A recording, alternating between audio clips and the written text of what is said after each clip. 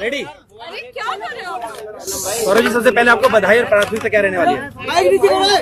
देखिए, आजादी के बाद हमारे देश में 75 सालों से जिस तरीके का अच्छा काम स्वास्थ्य में सत्येंद्र जैन साहब ने किया और शिक्षा के अंदर मनीष सिसोदिया जी ने किया, संभाली है।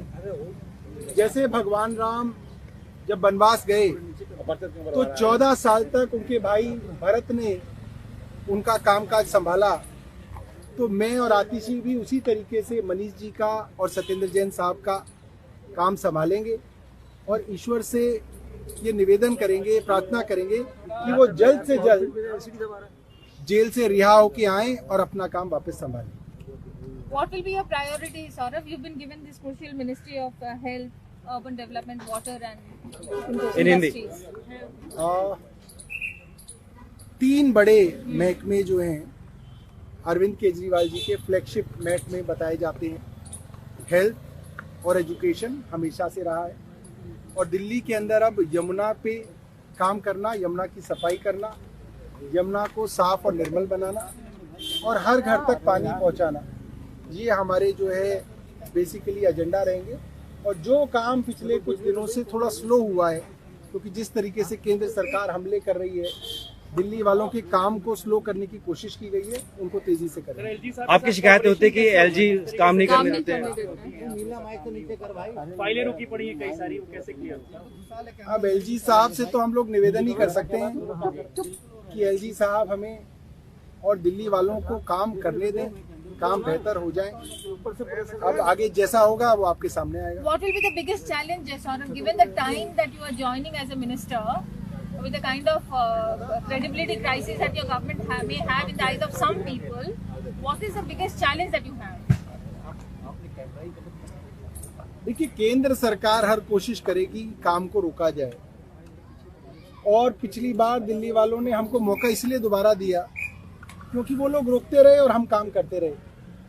और जब जब कोई सरकार रोकने की कोशिश करती है तो लोगों को भी ये बात समझ में आती है और इन विपरीत परिस्थितियों के बावजूद अगर हम अच्छा काम करते हैं तो लोगों का आशीर्वाद हमें मिलेगा। मुख्यमंत्री अरविंद केजरीवाल आप ये पदभार संभाल रहे हैं, पहले ट्रांसपोर्ट ये गया एएनआई का निकल गया, एक सेकंड। सीरियसली आगे बढ़ाने के लिए जो आपने जिस तरीके से कहा, हेल्थ जो है एक बहुत बड़ा मौका है। सर थोड़ा सा आगे आ जाइए। आम आदमी पार्टी को साबित करना होता है। एएनआई का तार छोड़ो, तार छोड़ो।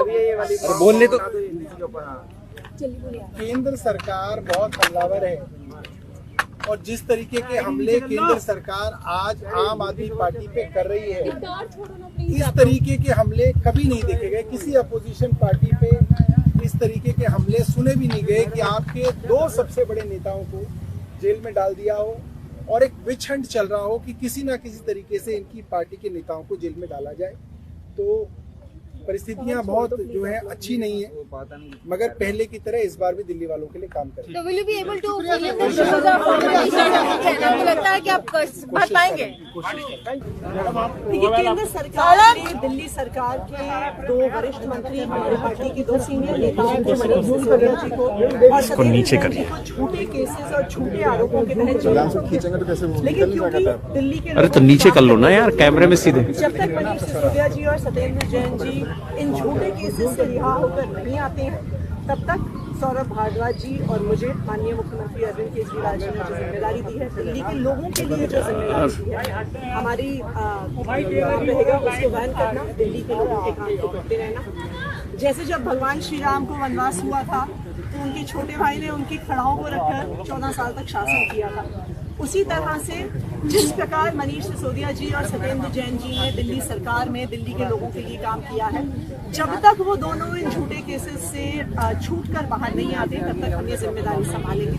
उनके वापस आने पे वही दोनों लोग शिक्षा और स्वास्थ्य की जिम्मेदारी को आगे ले जाएंगे। आपकी अक्सर शिकायत रही है कि एलजी काम नहीं करने देते हैं, तो वो आगे भी क्या कॉपरेशन देख रहे हैं आप? देखिए, हमारी तो शुरू से कोशिश रही है कि दिल्ली के जनता के कोई भी काम नहीं रुकने चाहिए। बिजली, पानी, स्कूल, अस्पताल, ये अरविंद केजरीवाल जी की सरकार की प्राथमिकताएं रही हैं और इन प्राथमिकताओं को हम लोग भी आगे लेकर जाएंगे। Thank you.